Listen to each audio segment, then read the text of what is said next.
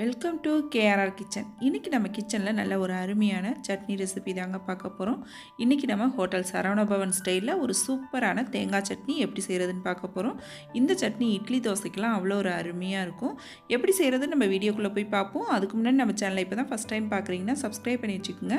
கூடவே bell symbol press பண்ணி ஆளுங்கிற ஆப்ஷனையும் ப்ரெஸ் பண்ணி வச்சுக்கோங்க. அப்போ தான் நான் போகிற வீடியோஸ் எல்லாம் உங்களுக்கு தொடர்ந்து நோட்டிஃபிகேஷனில் ஒன்றுக்கு ஒன்றே கிடச்சிக்கிட்டு இருக்கும்.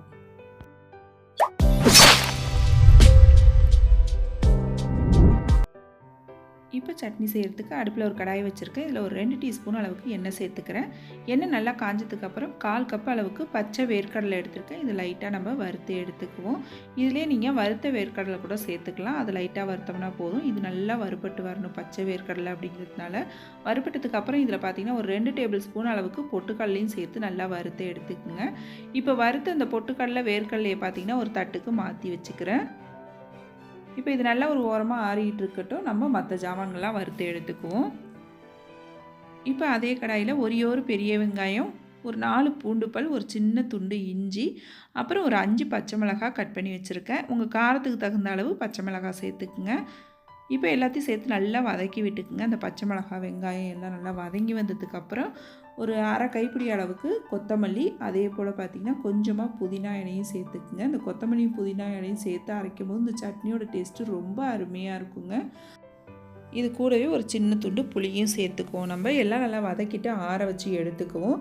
நல்லா எல்லா பொருளும் ஆறினதுக்கப்புறம் பார்த்திங்கன்னா ஒரு மிக்ஸி ஜாரில் ஃபஸ்ட்டு நம்ம வதக்கி வச்சுருக்க வேர்க்கடலை பொட்டுக்கடலையை சேர்த்துட்டு, அதுக்கப்புறம் பார்த்திங்கன்னா வெங்காயம், தக்காளி பழம், பச்சை மிளகாய் எல்லாத்தையும் சேர்த்துட்டு, இது கூடவே ஒரு 1/4 கப் அளவுக்கு தேங்காய் துருவல் சேர்த்துருக்கேன். அப்புறம் சட்னிக்கு தேவையான அளவு உப்பு சேர்த்து நல்லா 1 கப் அளவுக்கு தண்ணி சேர்த்து நல்லா நைஸாக அரைச்சி எடுத்துகிட்டு வந்துக்கணும் இந்த சட்னியை.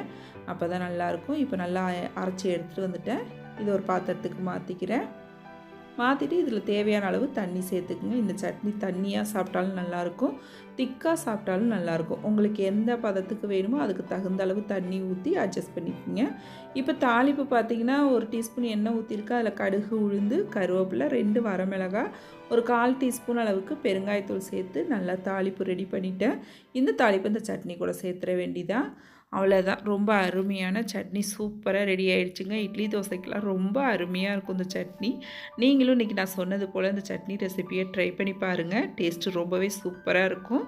ட்ரை பண்ணி பார்த்துட்டு எப்படி இருக்குன்னு எனக்கு கமெண்ட் பண்ணுங்கள். என்னோட இந்த ரெசிபி பிடிச்சிருந்ததுன்னா லைக் பண்ணுங்கள், ஷேர் பண்ணுங்கள்.